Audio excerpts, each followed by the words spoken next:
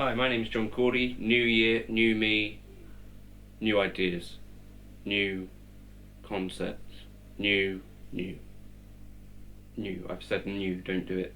Right, okay, so hopefully you had a good new year. Hopefully you're not too hungover or anything. Friday we talk about chords, and so in this video I wanted to talk about how I come across new chords, or a couple of strategies for coming across new chords, and show you a couple of ideas. Some of it you might have heard before, some of it might be slightly novel, but hopefully there'll be something useful in it. If you want to like and subscribe, you could.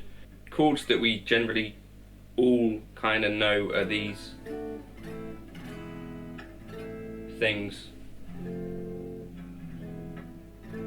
but there seems to be like this kind of big leap between people that know that sort of thing, and then you see players like Eric Johnson and Alan Holdsworth, and you think, okay, well that's not at all what I've seen in any books or anything.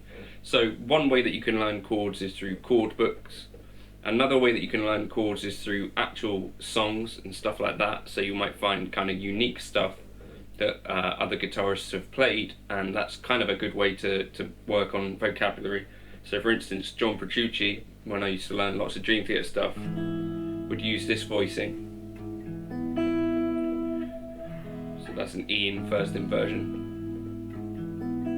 E with the G sharp in the bass, so G sharp, E, B, and then another E. And something that I do is stick the 9 on top. I know about that voicing from some Dream Theater kind of songs. So if I hadn't learned loads of songs, there's a bunch of voicings that I wouldn't really know. There's lots of Eric Johnson tunes which you might want to check out for this kind of thing. Alan Holdsworth as well. Obviously it's going to take a while to work on any Holdsworth stuff. Lenny, I'm trying to film. So for instance, the Alan Holdsworth stuff, but I could take some chords which sort of feel a bit like the Alan Holdsworth chords, and maybe come up with some new things. So I think that's a kind of new chord to me. So that's an A, a C, a G, a D, and another G. And then that's an F, the major 7, the 5, and the 3rd. E, G, E, F. So you could take something like that and make yourself like a little loop.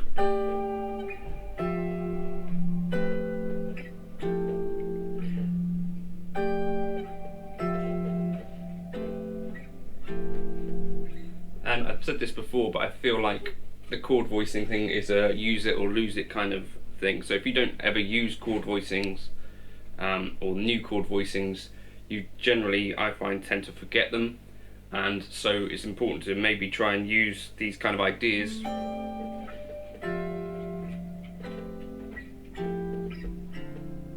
to write something down, or record something which will help you to remember that, and maybe that will even turn into actual music anyway.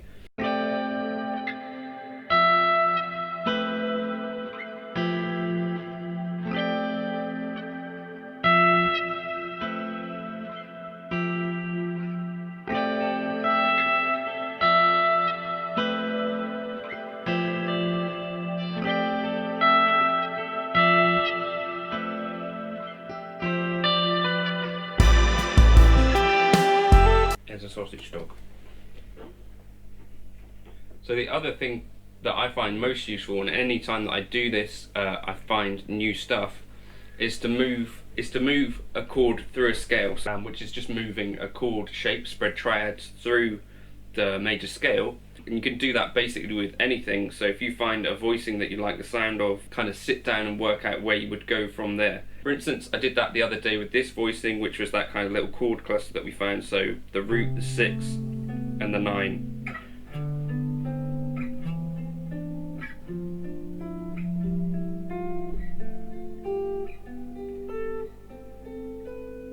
So you can do that up and down scales as a way of finding new sounds. The other thing you might want to do is take like a spread triad and just add one extra note to it, whatever that might be. So in this case, maybe I'm going to say I'm going to add a 9 to this. So we've got a C major, we've got the root, fifth, third, and then find a 9. And then we could move that entire thing through the scale.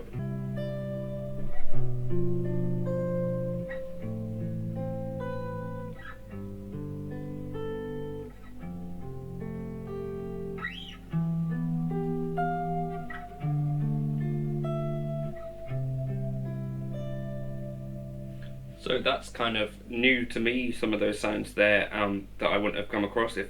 So all I'm doing there is adding one extra note to each of the diatonic spread triads, and so I'm adding a 9 each time. So for the C, I'll be adding a D. For the D minor, I'll be adding an E, yeah. Then for the E minor, an F.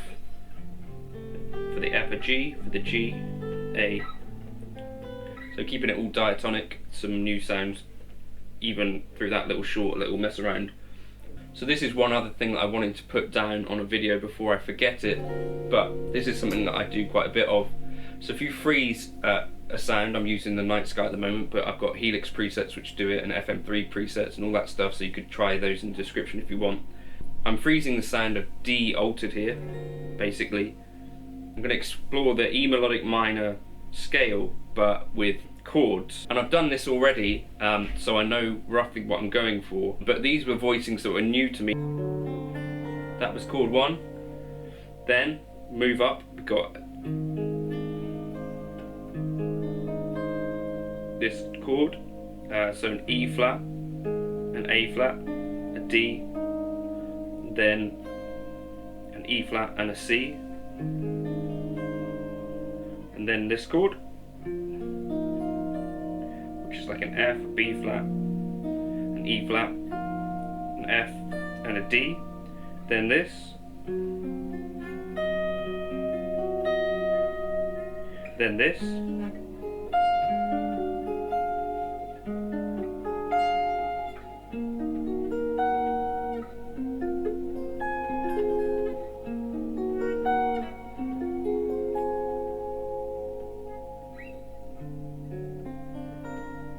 so with this method I've found all these new chords that would work over D altered,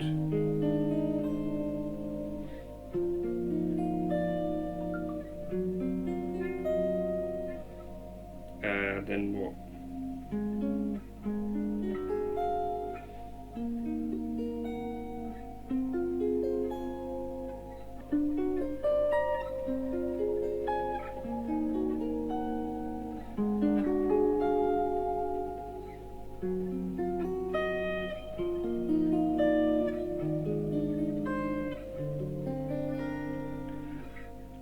And they're all brand new sounds to me, or they were at the time. I've forgotten this and then also came back to it. That's why I wanted to make a video on this.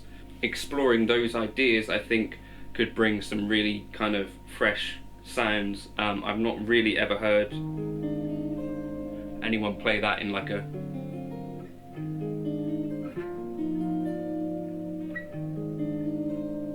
so that could be something like new to me, and maybe new to people in general, because I've done this little exercise just moving all of the notes of a chord stepwise through whatever the scale is. So that's for me what I think is the most effective way to find new chords, so maybe give it a try.